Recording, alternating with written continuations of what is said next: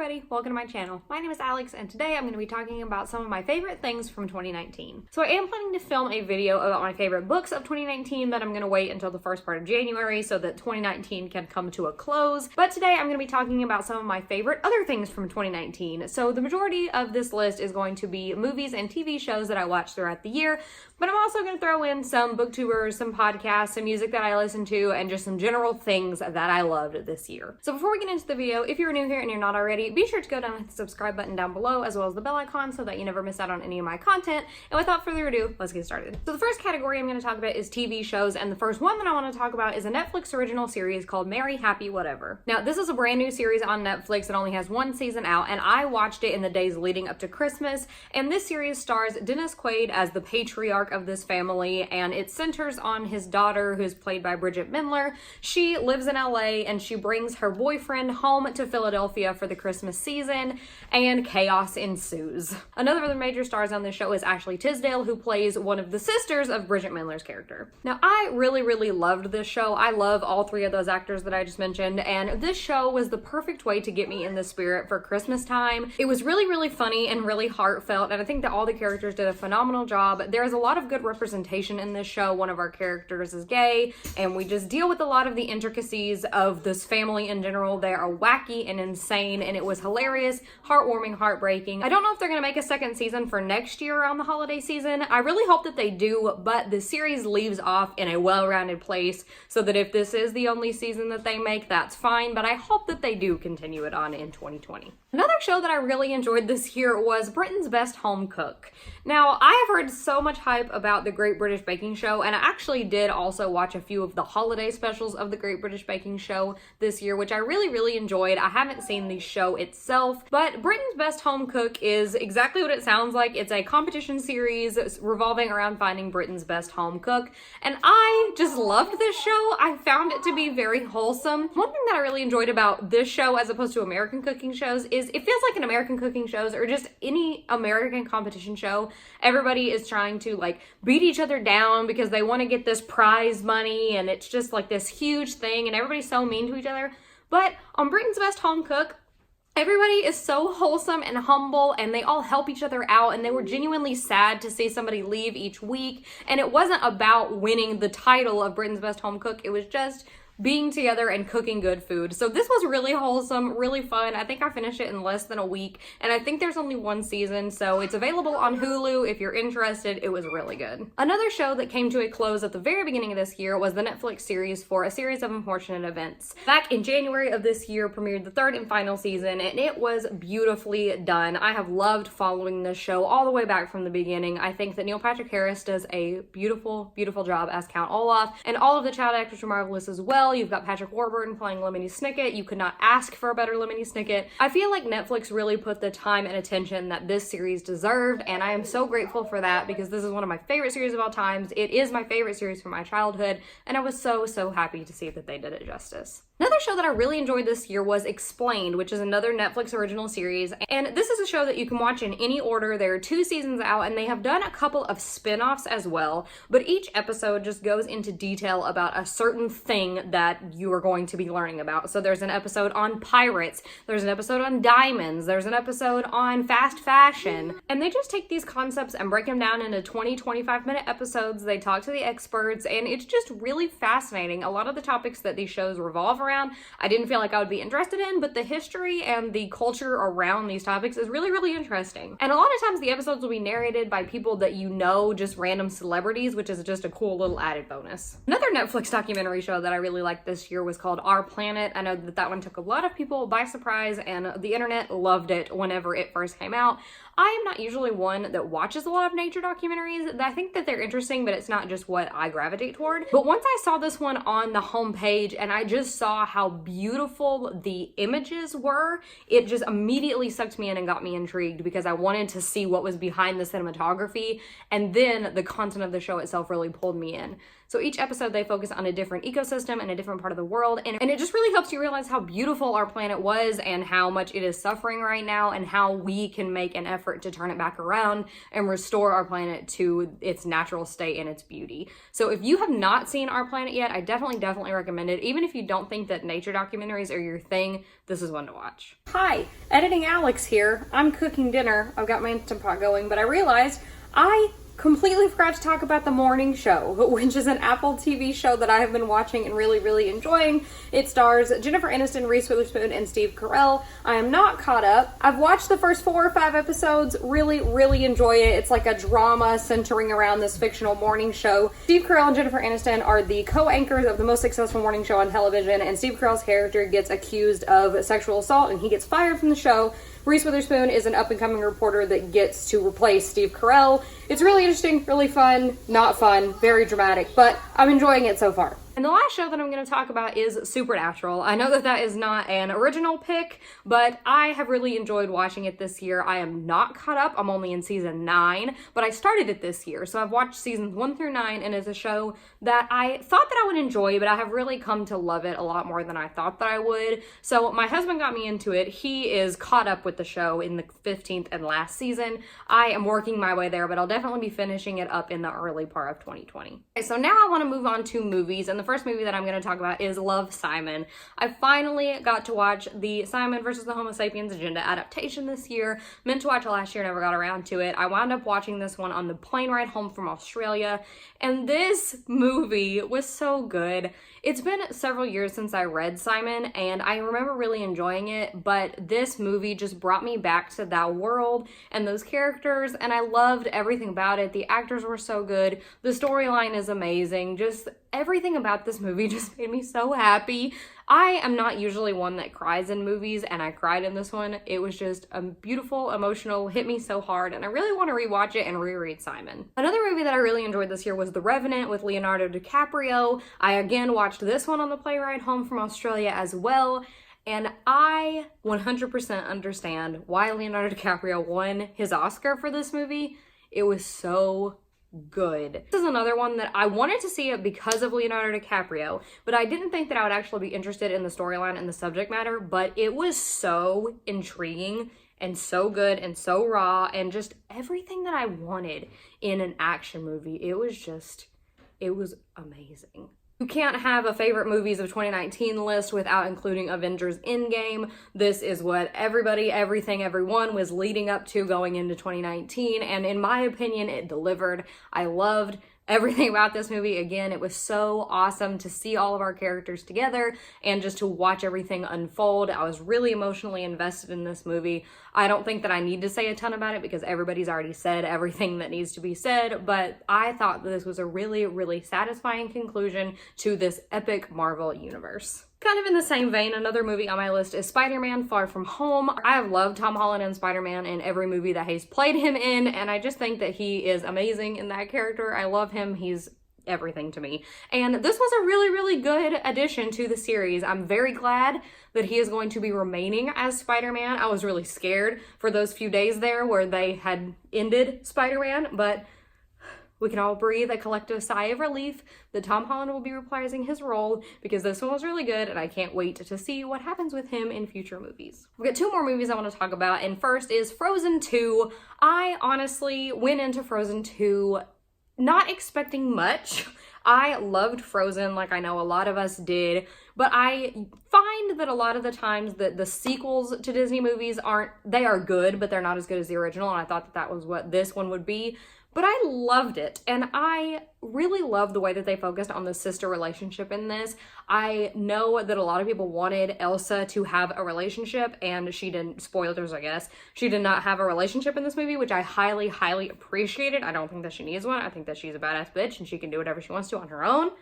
And I loved it, and I love the music, and I love the characters, and I love the storyline, and just this movie, like, I just was smiling the entire time. Into the Unknown is my new favorite jam.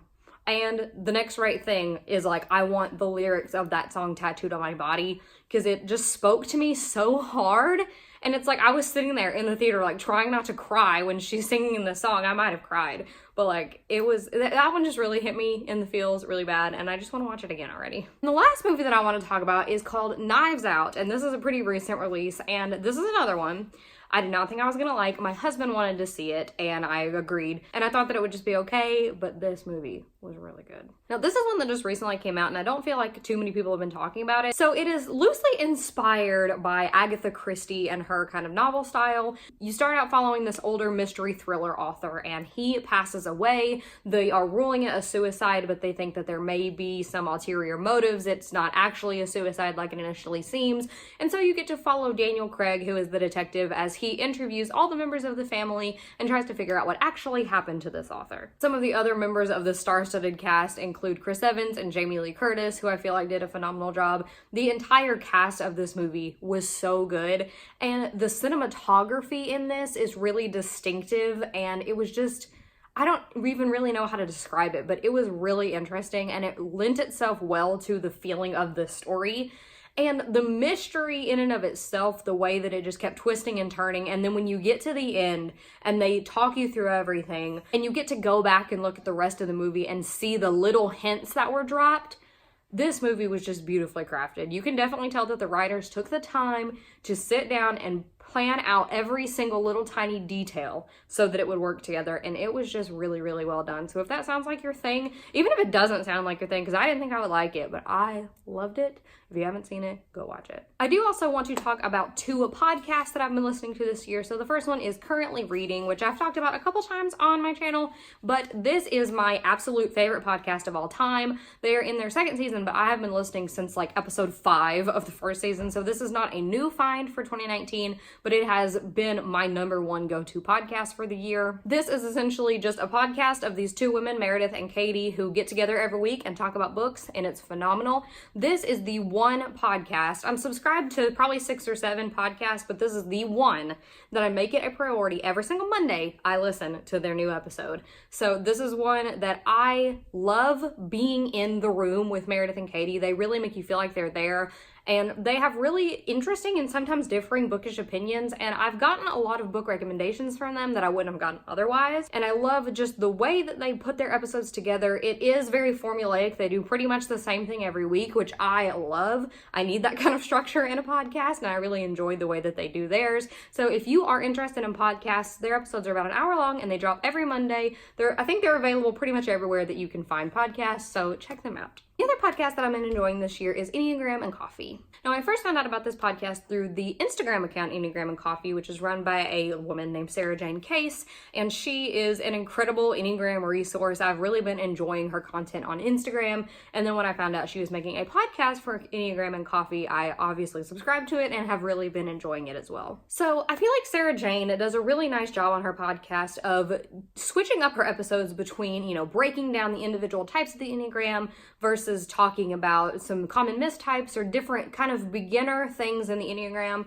She balances that really well with a little bit more in-depth content, maybe talking about an Enneagram summit that she's gone to and how it's affected her, learning about the Enneagram and just interviews with people. And just in general, I feel like her content is really, really interesting. So I feel like no matter where you are with the Enneagram, if you are interested in it at all, you will be able to gain something from this podcast. I do want to also very, very briefly mention a few booktubers that I've been loving this year. I'm not going to go into a ton of detail. Some of these people I'm watching for a really long time. Some of them I just recently started reading. But if you are looking for any new booktubers to watch, here are some of my favorites from this year. So as far as bigger YouTubers go, my two favorites this year have been Lala from Books and Lala and Gabby from Gabby Reads. Absolutely love both of their channels, and I have for a long time. And then just a few of the smaller booktubers off the top of my head that I've really been loving this year. Jacqueline from Weeby Bookin', I found her channel this year and I love her content. Elise from Elise Reads and Speaks, she has incredible content as well. Franny from Franny for Thoughts, I think that she is just adorable and I love seeing her face in my subscription box. And Sarah from Sarah the Dreamer is another one that I have really, really loved watching in 2019.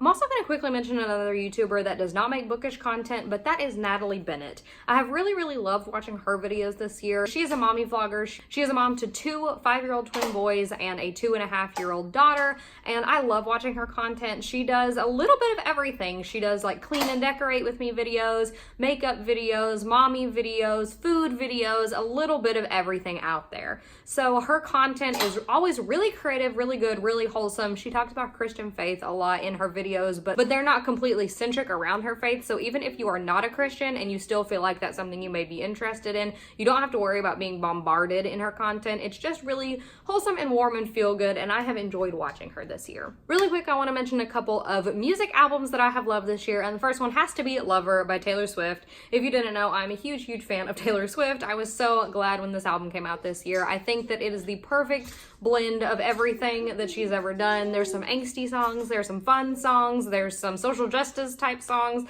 I love everything about it. I will always love everything Taylor Swift has ever done. My favorites on this album are probably False God, The Man, and Cornelia Street. I have also super loved Happiness Begins by the Jonas Brothers. I went and saw them in concert back in September, and it was one of the best, probably in the top 3 concerts that I have ever been to in my entire life. I love them. I love everything about them. This album is so good. My absolute favorite song on the album is Strangers. And then, this is not anything new to 2019, but I'm going to talk about it anyway. I've been loving the Hamilton soundtrack. I have been listening to Hamilton for 3 years now, I think. I've been introduced to the soundtrack, but we went and saw the production back in February, and I'm going to see it again next February. I'm really excited. This past February, we saw it in Chicago, and then this coming February, my mom and my husband and I are actually going to New York City for a vacation, and we are going to see Hamilton on Broadway.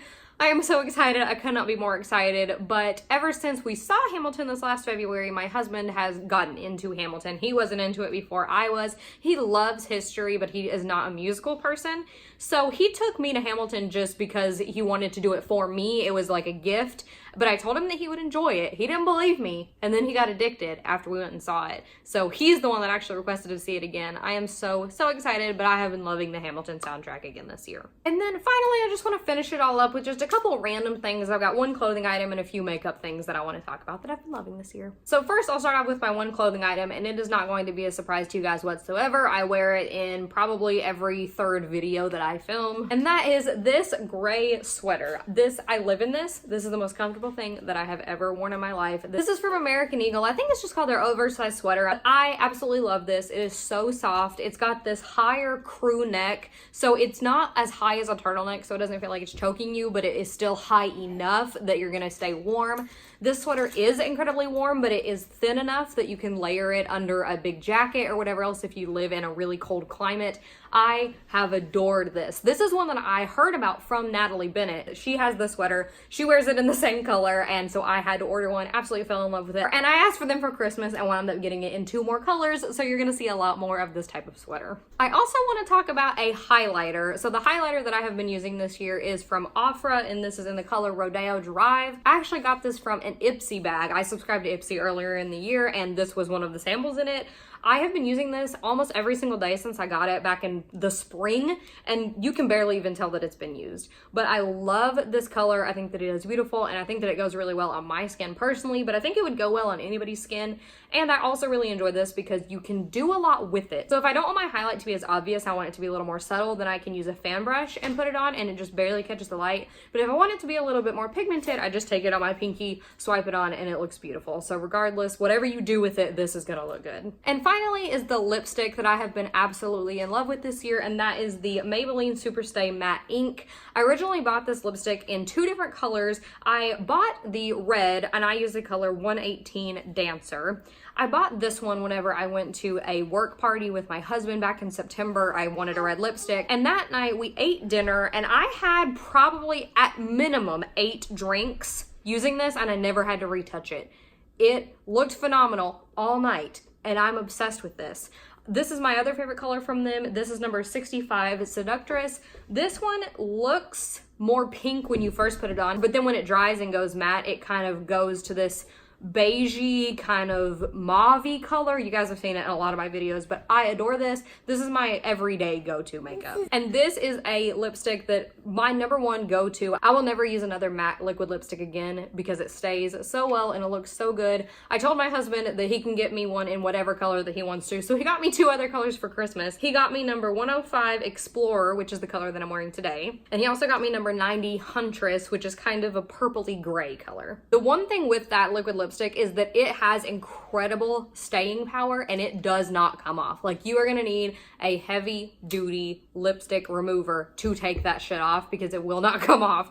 But I have heard just in the past couple days that if you put chapstick on over your matte lipstick, then it will come off. So we're gonna try that out and we'll see if that works. So that is it for my 2019 favorites. A lot to talk about here in this video, so if you have seen, watched, heard, used anything that I talked about in this video, leave your comments down below, let me know what you think, and let me know some of your favorite things from 2019. As always, if you enjoyed today's video, be sure to go down and give it a big thumbs up, as well as hitting the subscribe button and the bell icon down below so that you never miss out on any of my content. So until next time, bye!